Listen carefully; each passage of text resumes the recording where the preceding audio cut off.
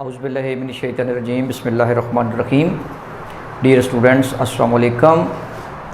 मैं Syed Fatima Uzara school system मेड से Rizwan Ali, math teacher 9th class. तो आज हम जनरल मैथ एक्सरसाइज नंबर 1.3 को डिस्कस करेंगे और 1.3 एक्सरसाइज के अंदर जो है वो रेशो है, यानी कि रेशो का सब्जेक्ट यहाँ से शुरू होता है। तो इसके लिए हमने सबसे पहले रेशो को डिस्कस करना है कि रेशो किसको बोलते हैं। इंग्लिश ज़बान में रेशो और उर्दू में इसको बोलते हैं निस्बत, ठीक है। और इसकी अलामत याद रखिएगा, ये इसकी अलामत होती है, दो नुक्ते कह लें, ठीक है, दो डाट्स जो हैं वो इसकी रेशो की या निस्बत की अलामत होते हैं, ठीक है। तो इसकी तारीफ़ मैंने लिखी हुई है कि तारीफ़ इसकी क्या है, दो मिकदारों ए और बी के दरमियान निस्बत। निस्बत का मतलब होता है किसी चीज़ के दरमियान ताल्लुक़ होना, रिलेशन होना। यानी फिर हम ये कह सकते हैं कि ताल्लुक़ को ए निस्बत बी से ज़ाहिर करते हैं। यानी अगर बिलफर्ज आपके पास दो मिकदारें हैं, वो कोई भी दो मिकदारें हो सकती हैं। मसलन एक मिकदार आपके पास ए है, एक मिकदार आपके पास बी है। इनके दरमियान जब आपने निस्बत मालूम करनी है तो फिर आप उसको इस शक्ल में लिखेंगे, ए निस्बत बी। ये कोई डिजिट भी होगा, ये मोस्टली ज़ाहिर बात है हमने इसको डिजिट में ही मालूम करना है। तो एक ए की जगह पे डिजिट लिखा होगा और एक बी की जगह पे डिजिट लिखा होगा। इन दोनों के दरमियान हमने निस्बत मालूम करनी, इनके दरमियान तल्लक मालूम करना है। अब हमने देखना ये है कि ये तल्लक क्या है, ये कौन सा तल्लक है। याद रखिएगा कि जब हम निस्बत मालूम करते हैं तो हम दो मिकदारों, दो या दो से ज़्यादा मिकदारों के दरमियान ये देखते हैं कि इनमें कौन सी मिकदार कितने गुना दूसरे से ज़्यादा है या कम है। यानी शॉर्टकट आप ये कह सकते हैं कि एक मिकदार दूसरी मिकदार के कितने गुना है। फिर हम ये कह सकते हैं कि ये पॉइंट याद रखिए कि एक मिकदार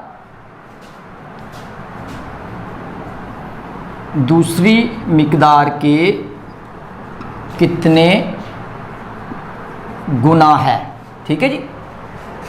अब हम मज़ीद याद रखिएगा, जिस तरह आपने ये लिखा ए निस्बत बी, तो इसको हम इस शक्ल में भी लिख सकते हैं, ए बटा बी, ठीक है। यानी ए निस्बत बी को हम इस शक्ल में भी लिखते हैं, ए बटा बी, यानी ए तकसीम बी, इस शक्ल में भी हम इसको लिख सकते हैं, ठीक है। तो इसके लिए अब मैं आपको एक एग्जांपल दूंगा कि आपने किस तरह इसका गुना या इनका तल्लक या इसको किस तरह कंपेयर करते हैं। बिलफर्ज आप देखते हैं जी, मिसाल के तौर पे आपने जब चाय बनानी है, चाय बनाने के लिए आपने अब दो एलिमेंट्स मेन उसमें होते हैं, दो अनासर मेन उसमें इस्तेमाल किए जाते हैं। एक है दूध और दूसरा है पानी, ठीक है जी। अब ये फ़र्ज़ कर लें कि दूध जो है वो भी लीटर में है और पानी भी लीटर में है, ठीक है जी। अब बिलफर्ज आप देखते हैं जी, आपके पास दूध जो है वो 2 लीटर है और पानी उसमें 1 लीटर है, ठीक है जी। दूध 2 लीटर है और पानी उसमें 1 लीटर डाल के आप उसकी चाय बनाते हैं। तो अब आपको पता चल गया कि दूध जो है वो पानी से 2 गुना है। यानी कि दूध अगर 2 लीटर है तो उसकी निस्बत पानी उसमें 1 लीटर है। इससे आपको ज़ाहिर हो जाएगा, आसानी के साथ पता चल जाएगा कि इसमें पानी कितने गुना ज़्यादा है दूध से, या दूध कितने गुना ज़्यादा है पानी से। तो यहाँ पर अगर आप गौर करेंगे तो आपको नज़र आ जाएगा कि ये पानी अगर 1 लीटर है तो दूध 2 लीटर है। तो ये बात आपको क्लियर होगी। इन दोनों मिकदारों को आपस में निस्बत कराने के बाद, इनका तल्लक ज़ाहिर करवाने के बाद हम ये मालूम कर सकते हैं कि दूध जो है वो पानी की निस्बत 2 गुना यानी डबल है। पानी 1 गुना है और दूध 2 गुना है। तो इससे आप निस्बत को वाज़े तौर पे समझ सकते हैं। अब नेक्स्ट आपने देखना है कि इसको जिस तरह आपने ये एक निस्बत, इसको आप इस तरह भी लिख सकते हैं जिस तरह मैंने ऊपर बताया, इसको 1/2 भी लिख सकते हैं, ठीक है। अब देखिए अगली बात आपने ये ज़हन में रखनी है, याद रखिएगा, जो बड़ी इंपॉर्टेंट चीज़ है, ये खसूसी नोट आपने याद रखना है जो अभी मैं आपको बताने लगा हूँ कि निस्बत हमेशा दो मिकदारों के दरमियान तब मालूम की जाती है जब उनकी अकाइयाँ एक जैसी हों। बिलफर्ज देखें ना, अब मैं आपको मिसाल देता हूँ, ये दूध है, ये लीटर में है, दूध भी लीटर में मापा जा सकता है, पानी भी लीटर में मापा जा सकता है। तो मैंने इन दोनों मिकदारों को आपस में मुआवजा करवाया। अगर बिलफर्ज देखें चाय ही बनाई जाती है तो चाय के अंदर आप चीनी भी तो इस्तेमाल करते हैं। अगर मैं यहाँ पर चीनी लिखता, दूध और चीनी को आपस में इनकी निस्बत को जाहिर करवाता तो फिर मैं नहीं करवा सकता था। उसकी वजह क्या है, इसलिए नहीं करवा सकता कि चीनी की जो इकाई है वो केजी है, किलोग्राम में आप चीनी कहते हैं जी ये इतने किलो है, ठीक है। तो दूध भी किलो में मापा जा सकता है, लेकिन इसका जो सही तरीकाकार है वो यही है कि दूध चूँकि लिक्विड है तो इसके लिए जो इंटरनेशनल लेवल पे पैमाना इस्तेमाल किया जाता है वो लीटर का इस्तेमाल किया जाता है, ठीक है। तो इसलिए ये बात मैं इधर लिख भी देता हूँ ताकि आपको याद रहे कि निस्बत हमेशा हम इकाई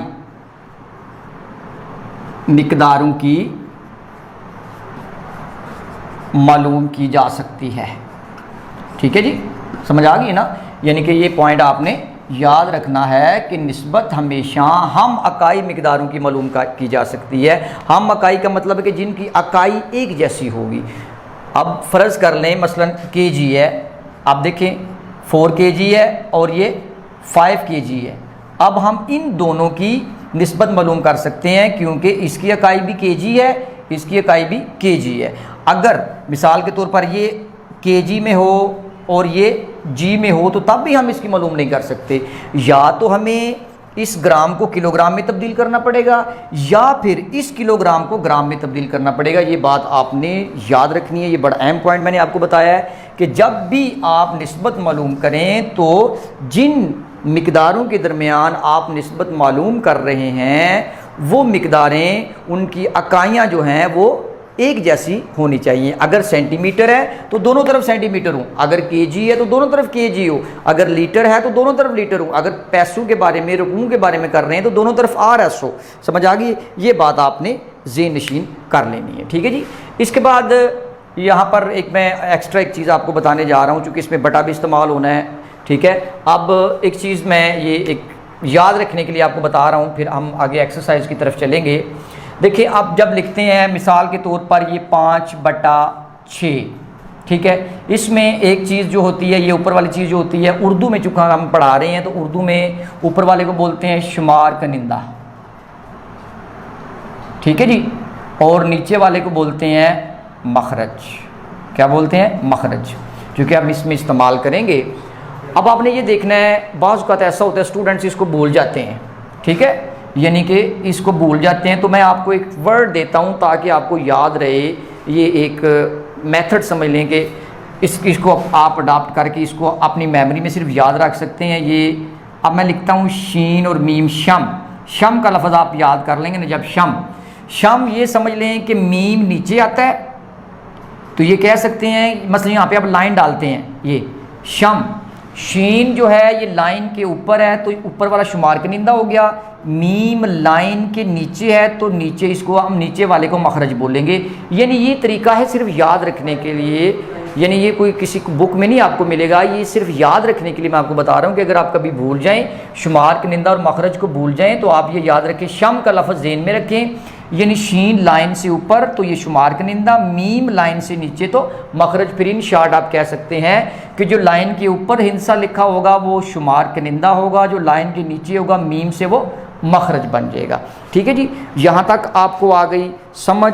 अब हम बाकायदा तौर पे एक्सरसाइजेज करेंगे और एक्सरसाइज याद रखना है कि एक्सरसाइज के अंदर हम आज 2 क्वेश्चन इसकी डिस्कस करेंगे और उन हर बस क्वेश्चन नंबर 1 की तकरीबन 6 उसके पार्ट्स हैं, उनमें से मैं 3 आपको जो मुश्किल होंगे वो करवाऊंगा, बाकी 3 आप खुद उसको दे के फॉलो करके करेंगे इंशाल्लाह। मुझे उम्मीद है कि आप उसको बड़े अच्छी तरीके से कर लेंगे। जो मैं 3 समझाऊंगा उन्हीं को बिल्कुल वही मेथड आपने यूज़ करना है। इसी तरह क्वेश्चन नंबर 2 के अंदर भी तकरीबन 9 पार्ट्स हैं, उसके 9 हिस्से हैं, 9 क्वेश्चन, उसके सब क्वेश्चन बने हुए हैं, उनमें से भी मैं आपको 3 क्वेश्चन समझाऊंगा और बाकी जो है वो आप, मुझे उम्मीद है कि इसको अगर सही तरीके से समझ लेंगे तो उसमें कोई आपको प्रॉब्लम नहीं बनेगी, वो आप कर लेंगे। तो अभी हम जाएंगे अगली एक्सरसाइज की तरफ। डियर स्टूडेंट, अब हम बाकायदा तौर पे एक्सरसाइज की तरफ आते हैं। Exercise number 1.3 question number 1। Question क्या लिखा हुआ, कहता है पहली मिकदार की दूसरी मिकदार से आसान शक्ल में निस्बत मालूम करें। मैंने क्वेश्चंस 3 लिखे हुए हैं, ठीक है, पहला सवाल हम हल करेंगे वही बात जो मैंने पहले आपको बताई है कि देखें निस्बत मालूम करने से पहले मैंने देखना है कि इन दोनों की जो इकाइयाँ हैं वो क्या एक जैसी हैं। तो अगर गौर करें तो ये भी केजी है और ये भी केजी है, यानी किलोग्राम। ठीक है, तो इससे ये जाहिर होता है कि मैं इसकी निस्बत मालूम कर सकता हूँ। तो फिर निस्बत मालूम करने के लिए तरीकाकार ये होगा, आपने लिख लिया 20 केजी और निस्बत की अलामत मैंने आपको बता दी है, 2 नुक्ते डाल लिए 5 केजी।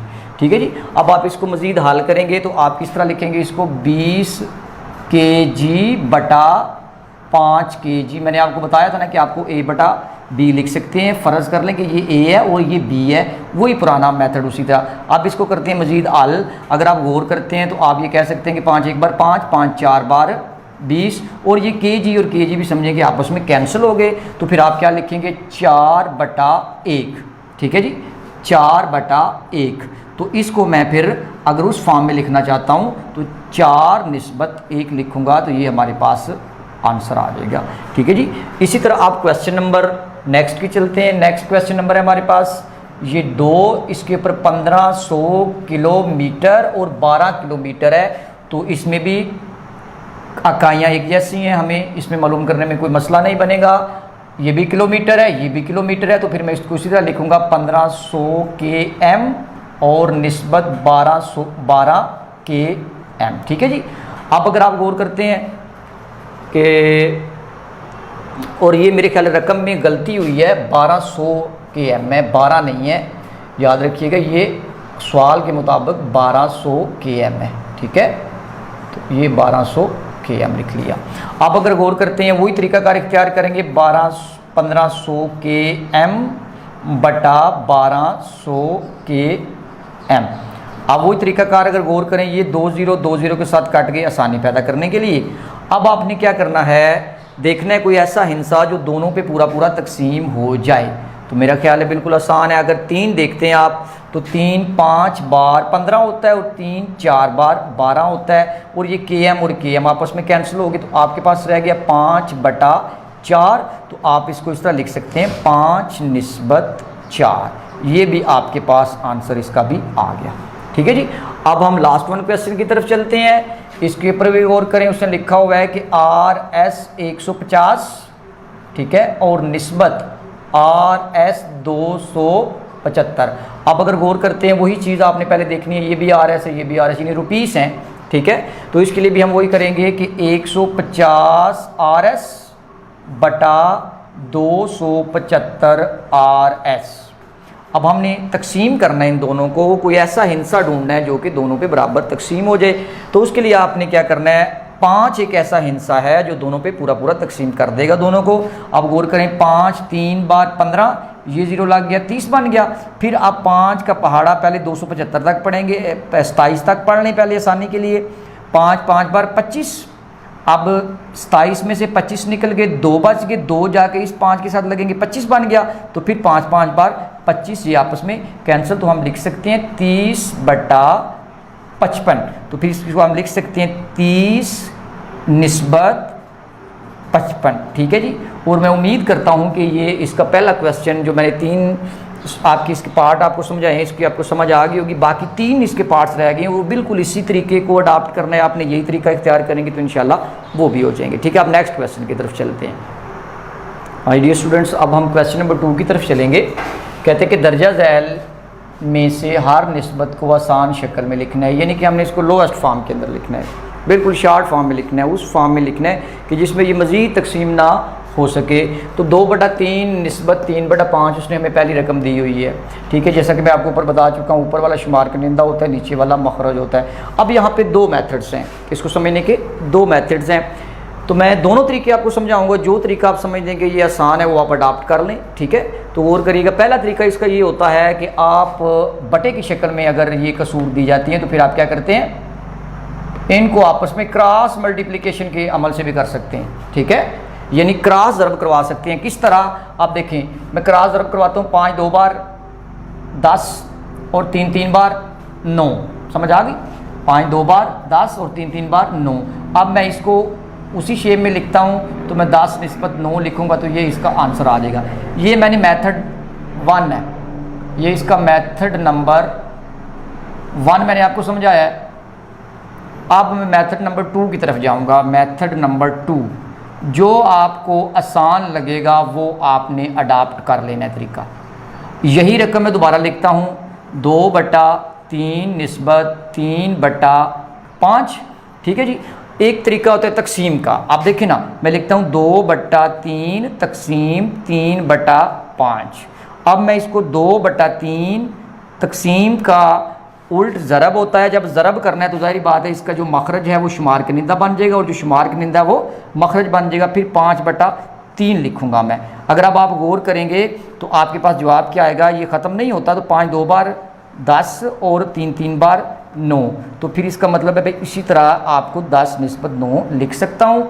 अब यहाँ पे गौर करें तो इनके आंसर दोनों के सेम आ गए हैं, लेकिन मेथड इसका जो है वो डिफरेंट है। अब ये स्टूडेंट्स पे डिपेंड करता है कि वो पहले मेथड को क्रॉस मल्टीप्लिकेशन वाले मेथड को अडॉप्ट करते हैं या इसको तकसीम करके फिर ज़रब के अमल में इसको मुंतकिल करके फिर जवाब लाते हैं। ये आपके ऊपर डिपेंड करता है। तो मैं ये दोनों तरीके जो हैं आपको समझा दिए हैं। कोशिश करूँगा कि अगले क्वेश्चन में भी ये दोनों तरीके आपको समझाऊँ ताकि समझ आए। अब ये 4/10 निस्बत 20, इसको मैं मेथड 1 से यूज़ पहले करूँगा। ठीक है जी, गौर करनी है आपने। अब देखें, इसका शुमार कनिंदा और मखरज मौजूद है, लेकिन इसका शुमार कनिंदा है, मखरज नहीं है। याद रखिएगा, हर एक कसर का मखरज जो है वो एक होता है, लेकिन एक लिखा नहीं जाता। लेकिन चूंकि अब आप इसको हल कर रहे हैं तो आप इसको लिख लें ताकि आपके लिए आसानी हो जाएगी। 20/1 आप लिख सकते हैं, कोई भी गलत नहीं कर सकता।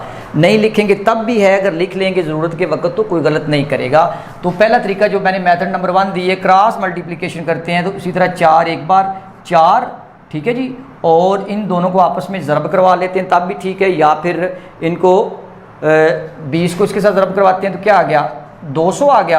अब मज़ीद तकसीम अगर हो सकता है तो चूँकि हमने इसको लोएस्ट फॉर्म के अंदर लेके आना है तो मज़ीद इसको हल करें आप। अब देखिए ना, 4 एक बार 4, 4 5 बार 20, 50 आ गया। 50 4 बार 100, इसका मतलब क्या हो गया, 1/50। तो फिर हम इसको लिख सकते हैं 1/50। ये आपके पास इसका आंसर आ गया। अब मैं मेथड नंबर 2 भी इसके ऊपर लगा रहा हूँ ताकि आपको साथ साथ ये भी चलता है। 4/10 तकसीम 20, बल्कि मैं इसको डायरेक्ट ही करने लगा हूँ ताकि जगह जो है वो बच जाए। मैं लिखता हूँ तकसीम 20/1। ठीक है जी। अब आपने क्या करना है, ज़रब का अमल करना है। 4/10 ज़रब 1/20 हो जाएगा ना। मैंने आपको पीछे भी बताया कि मखरज जो है वो शुमार कनिंदा और शुमार कनिंदा मखरज बन जाएगा। अब आपने गौर करनी है, क्या गौर करनी है, 4 एक बार 4। अगर आप इसको इशार यहाँ पे कर सकते हैं तो कर भी लें। देखिए ना, 4 एक बार 4 और 4 5 बार 20 हो जाता है ना। ठीक है, तो अब 1 एक बार 1 और 10 5 बार 50, और इसका जवाब क्या आ गया, 1/50। अगर गौर करेंगे तो बिल्कुल सेम इसका आंसर आया है दोनों मेथड का। ठीक है जी। इसी तरह इसको भी आप डिस्कस करेंगे, दोनों मेथड लगाऊंगा। ठीक है, अब पहले मैं क्रॉस मल्टीप्लिकेशन का मेथड यूज़ करूंगा। तो आप क्या करेंगे, 12 और 10 आपस में ज़रब करवाएंगे तो क्या बन जाएगा, 120। ठीक है, ये ज़रब आप इसको अलग करवा सकते हैं। उसके बाद बटा 10 को और 28 को ज़रब करवाएंगे तो आपके पास क्या आ जाएगा, 280 आ जाएगा। ठीक है, यानी 12 को 10 के साथ ज़रब करवाएंगे। ये रफ अमल में अगर ज़रब मुश्किल लगती है तो आप करवा सकते हैं। 0 0 2 एक बार 2 1 एक बार 1 0 2 और 120 आ गया। ठीक है जी। अब आपने इन दोनों को, अब 28 को और 10 को ज़रब करवाएं तो ज़रब करवाएंगे, ये 0 आ गया, फिर 2 0 से ज़रब करेगा 0 आ जाएगा। 8 एक बार 8 आ जाएगा, 2 एक बार 2 आ जाएगा, 0 8 और 280 आ गया। ठीक है, ये ज़रब इसलिए करवाइए कि आपके लिए आसानी हो जाए। तो अब 120/280 मेरे पास आ गया। तो अब आपने क्या करना है, पहले आसानी के लिए 0 से इस 0 को ख़त्म कर ले ताकि आपके पास जो है ना रकम कम रह जाए, आप इसको तकसीम करने में आसानी रहे। 12 और 28 है। अब देखें, एक ऐसा हिस्सा ढूंढना है जो 12 पे भी पूरा तकसीम हो जाए और 28 पे भी पूरा तकसीम हो जाए, तो वो है 4। ठीक है, 4 3 बार 12 और 4 7 बार 28, यानी पीछे क्या बचा, 3/7। तो फिर इसका मतलब है इसका आंसर क्या आ गया, 3/7। ये इसका आ गया आंसर। ठीक है जी। अब मैं मेथड नंबर 2 भी इसके ऊपर अप्लाई इस पे भी कर रहा हूँ ताकि आपको बिल्कुल क्लियर हो जाए। 12/10 तकसीम 28/10, ठीक है। पहले तो हमने किया क्रॉस मल्टीप्लिकेशन का अमल, अब हमने पहले लिख लिया 12/10 तकसीम 28/10, फिर आ गया आपके पास 12/10 ज़रब 10/28, ठीक है। अगर आप गौर करेंगे तो अब ये देखें, ये 10 और ये 10 आपस में कैंसिल हो गया, ठीक है। और मज़ीद अगर इसको आप तकसीम करते हैं तो वो तकसीम हो जाएगा, वो देखें किस पे तकसीम हो जाएगा, 7, वही 4 पे 4 3 बार 12 और 7 4 बार 28, तो क्या जवाब आपके आगे देखें ना, 3 एक बार 3 और 7 एक बार 7, तो फिर आप इसको लिख सकते हैं क्या, 3/7। और अगर आप गौर करते हैं तो ये और ये आंसर जो है बिल्कुल सेम आ गया। और ये मैं उम्मीद करता हूँ कि आपको ये सारी बड़े अच्छे तरीके से इसकी समझ आ गई होगी। और मैंने 2 मेथड जो आपको बताए हैं, इन दोनों मेथड्स को अडाप्ट करके आपने ये सवालात हल करने और पूरी एक्सरसाइज हल करनी है, ठीक है। फिर भी अगर किसी चीज़ की समझ नहीं आती तो आप दोबारा कमेंट्स के अंदर स्टूडेंट्स पूछ सकते हैं, ठीक है। तो अभी आपने ये सारी एक्सरसाइज अपनी कापियों के ऊपर राइट डाउन भी करनी है, जो मैंने एग्जांपल्स दी हैं ये भी आपने करनी है, ठीक है। और इसके अलावा आपने जो मैंने नई सवालात करवाए वो भी आपने खुद करवाने हैं, ठीक है जी। तो इसी के साथ मैं इजाज़त चाहूँगा। अल्लाह आपका हामी और नासर हो। अल्लाह हाफिज़।